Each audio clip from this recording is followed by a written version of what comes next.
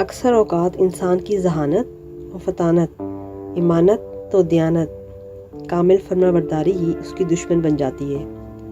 ایاز کی بھی انہی خوبیوں نے اس کے بے شمار دشمن اور حاسدین پیدا کر دیے تھے، جن کے دلوں میں اس کے لیے نفرت اور کدورت کوٹ کوٹ کر بھری تھی۔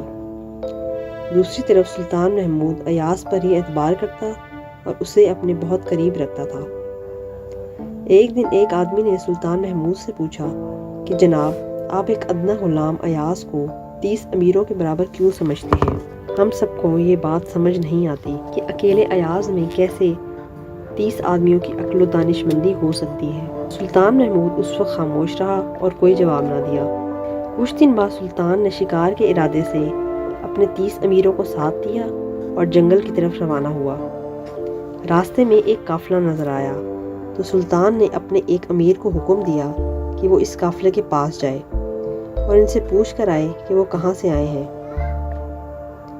امیر اس قافلے کے پاس گیا اور تھوڑی دیر بعد واپس آ کر بتایا کہ قافلہ شہر سے آ رہا ہے۔ سلطان نے پوچھا کہ قافلے والوں نے جانا کہاں ہے؟ امیر اس سوال کا جواب نہ دے سکا کیونکہ اس نے قافلے سے یہ بات معلوم ہی نہ کی تھی۔ پھر سلطان نے دوسرے امیر کو بھیجا کہ وہ معلوم کر کے آئے قافلے کی منزل کہاں ہے۔ دوسرا امیر کچھ دیر میں جواب لے آیا کہ قافلہ یمن جانے کا ارادہ رکھتا ہے۔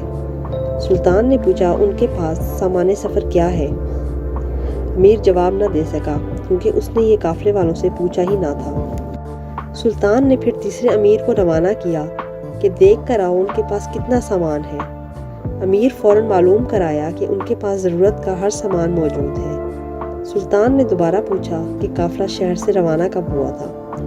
امیر نے شرمندگی سے سر جھکا لیا کیونکہ اس نے یہ معلوم ہی نہ کیا تھا۔ مختصر یہ کہ سلطان نے اپنے تمام امیروں کو قافلے کے پاس بھیجا اور وہ سب ایک سوال کا ہی جواب لاتے۔ قافلے سے مکمل معلومات حاصل کرنے کی کسی نے زحمت نہ کی۔ سب کے سب ناقص العقل ثابت ہوئے۔ مختصر یہ کہ سلطان نے اپنے تمام امیروں کو قافلے کے پاس بھیجا اور وہ سب ایک سوال کا ہی جواب لاتے۔ قافلے سے مکمل معلومات حاصل کرنے کی کسی نے زحمت نہ کی۔ سب کے سب ناقص العقل ثابت ہوئے۔ سلطان نے ان سب امیروں سے کہا، تم لوگوں کو اعتراض تھا کہ میں نے ایاز کو تم سب کے برابر رتبہ کیوں دے رکھا ہے؟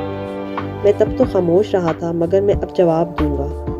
میں نے تم سب سے چھپ کر ایاز کو پہلے قافلے کے پاس بھیجا تھا اور جن 30 سوالوں کا جواب تم سب باری باری 30 چکروں میں لے کر آئے ہو، ایاز ان 3 سوالوں کا جواب ایک ہی مرتبہ میں لے آیا تھا۔ اب تم سب کو معلوم ہوا کہ ایاز کو اتنی قدر و منزلت کیوں حاصل ہے۔ یہ سن کر سب امیر شرمندہ ہو گئے اور اپنے کیے کی معافی مانگی اور کہا، بلا شبہ ہم ایاز کی برابری نہیں کر سکتے۔ اس کی ذہانت و فطانت خداداد صلاحیتیں ہیں۔ اللہ تعالیٰ نے چاند کو حسن اور مٹی کو سوندھی سوندھی خوشبو عطا کی ہے۔ اس سے ہمیں یہ سبق ملتا ہے 100 سنار کی 1 لوہار کی۔